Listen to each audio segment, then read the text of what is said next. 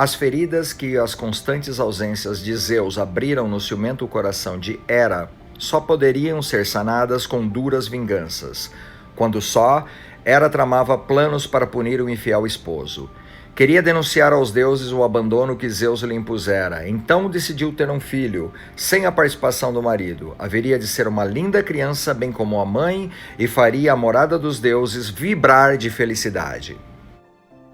Pacientemente esperou que nascesse o filho de sua solidão. Tão logo deu à luz, a decepção toma conta de Hera, pois o pequeno Hefestos era feio, disforme e coxo. Seu coração ficou mais desapontado do que nunca, pois o menino não poderia lhe servir sequer como vingança contra seu marido, pois ela não teria coragem de mostrar a criança aos demais deuses. Envergonhada, agarrou o menino com ambas as mãos e do alto do Olimpo o atira ao mar. Do fundo do mar, a Nereida Tétis e sua amiga Eurínome acolhem o pequeno Hefestos. Pelos próximos anos, cuidam do feio menino como se fossem suas verdadeiras mães. E depois de 9 anos, o deus parte para seguir seu destino de deus feio, solitário, habilidoso artesão e senhor do fogo e da forja. Olá, eu sou Daniel Nobre. Contaremos o mito de Hefestos, ou Vulcano para os romanos. Sobre o nascimento do deus, haviam 3 versões. A primeira do poeta Homero, que dizia que ele era filho de Zeus e Hera. Na segunda versão do poeta Hesíodo, dizia que ele era somente filho de Hera, sem a participação masculina de Zeus. E finalmente a terceira, menos conhecida versão, dizia que ele era filho de Zeus e Hera, porém antes que os 2 deuses haviam oficialmente se casado. Os frutos do intenso trabalho são admiráveis peças de ouro, ferro e bronze. A extrema habilidade de Hefestos servia-lhe não só para criar adornos e instrumentos úteis aos deuses e aos homens, mas também para executar vinganças e salvar a própria pele.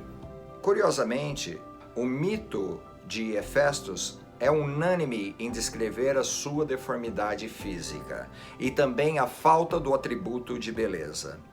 O deus forjava armas importantíssimas para os olímpicos, mas também trabalhava de forma vingativa quando não alcançava as coisas as quais planejava e almejava. O trono de ouro era tão reluzente até que ofuscava a visão dos deuses imortais. Não se sabia sua procedência, nem mesmo quem o fez, mas todos os admiravam. O que também despertou a curiosidade de Hera, a senhora do Olimpo, que ficou completamente deslumbrada. Desejou sentir a majestade de suas formas e, sem resistir, sentou-se. Com pompa ao seu redor, a esposa de Zeus perdeu a noção do tempo e esqueceu todos os seus dissabores. Só havia ela e o trono. A cerimônia seguiu silenciosa pela noite adentro e, com a chegada da madrugada, os deuses já se retiravam. Hera fica só e é quando olha à sua volta e nota a escuridão. Então, respira fundo, toma impulso para levantar-se, mas não consegue. Algo prende a deusa no trono. Com mais força, ela agora tenta usar suas 2 mãos e, rangendo os dentes, mais uma vez tenta e não consegue se levantar. Em pânico, grita.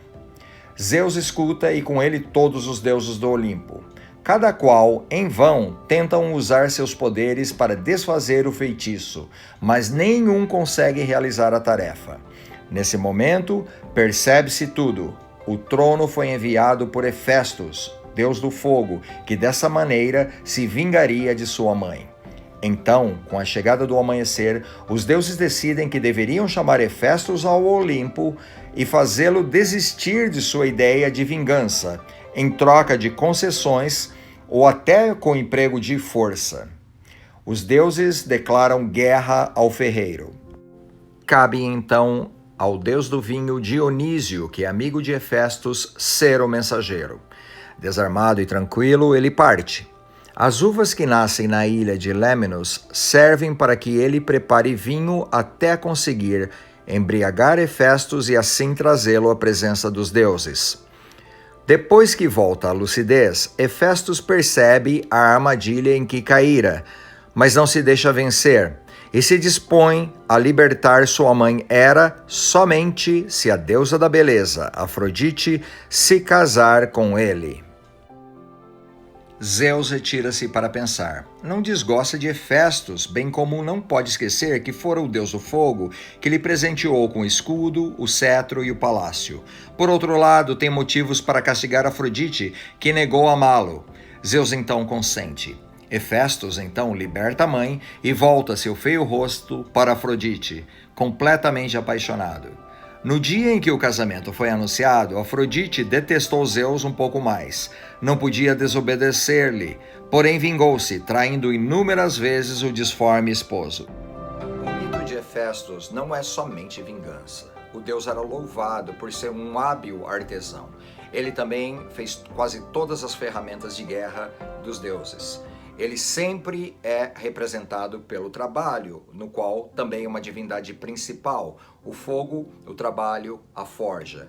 Ele sempre está trabalhando, ele sempre foi representado assim no mito tanto romano quanto grego. Os gregos sempre se relacionam com os deuses de uma maneira equivalente a um outro ser humano. Ou seja, os deuses também cometem pecados e atos um tanto quanto que humanos, independente dos poderes que eles mesmos tinham. No caso de Hefestos, ele foi discriminado pela própria mãe. Na verdade, ele foi abandonado e atirado fora do Olimpo, o que deve ter implicado em algo um tanto quanto estranho no âmbito da mitologia, porque afinal de contas ele é filho de Zeus e Hera, portanto ele era automaticamente Deus. E foi louvado depois. Ele tem que fazer a sua caminhada de volta ao Olimpo. Só que ele usa a vingança. É muito presente o fator da vingança, que assim o fez e é a parte constante quase do mito de Hefestos.